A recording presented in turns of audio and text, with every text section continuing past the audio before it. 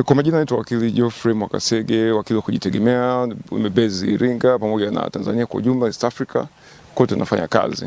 Leo tuko mahakamani baada ya kuwa tumekuja, ilikuwa ni siku imepangwa kwa ajili ya hukumu ya mteja wangu Bwana Moses John Madege ambaye alikuwa anashtakiwa na jamhuri ama serikali, ambapo mlalamikaji alikuwa ni TRA kwa kulalamikiwa kwa kukwepa kodi ama kwa kufanya miamala mbalimbali ambayo sio sahihi, kiasi ambacho kilipelekea zaidi ya bilioni 2.5 kwa serikali kupata hiyo hasara. Lakini kwa baada ya kusikiliza hukumu, mahakama imejiridhisha kwamba jamhuri wameshindwa kuthibitisha kesi yao bila kuacha shaka yote. Kwa hiyo mahakama imemwachia huru kwa kuwa imejiridhisha kwamba kesi hiyo imeshindwa kuthibitisha bila kuacha shaka. Na kimsingi ni kwamba malalamiko ambayo yameletwa na TRA yalikuwa ni yale ambayo wanasema kwamba mteja wangu alikuwa akifaili ama akipandisha taarifa ambazo sizo sahihi kwenye mfumo wa TRA kuanzia mwaka 2022 mpaka mwaka 2024 kwa miezi tofauti, kiasi ambacho kilifikia zaidi ya bilioni 2.5, jambo ambalo katika hali ya kawaida mahakama pia imeona kwamba jambo linaweza la kushangaza, kwa sababu kiutaratibu ni kwamba kila anapofaili ile return anapata cheti cha kuwa approved na ili kuweza kuruhusiwa kuendelea kufaili mwezi unaofuata, na hivyo hivyo yeye alikuwa akipewa kwa kila mwezi kuanzia mwaka 2022.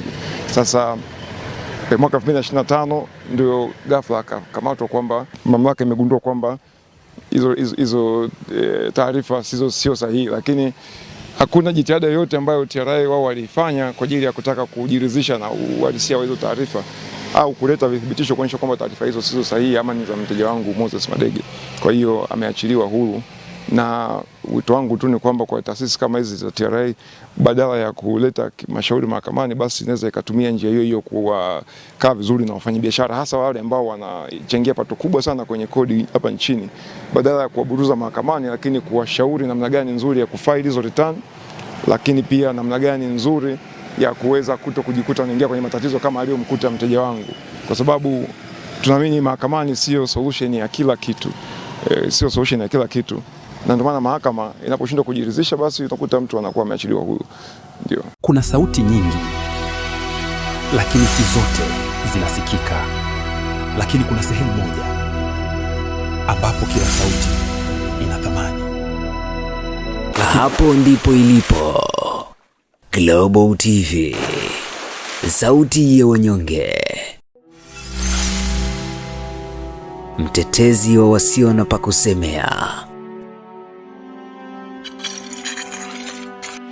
Global TV ni YouTube channel inayopendwa na watu wengi. Una biashara? Chagua platform yenye watu halisi. Tangaza kupitia Global TV. Next level.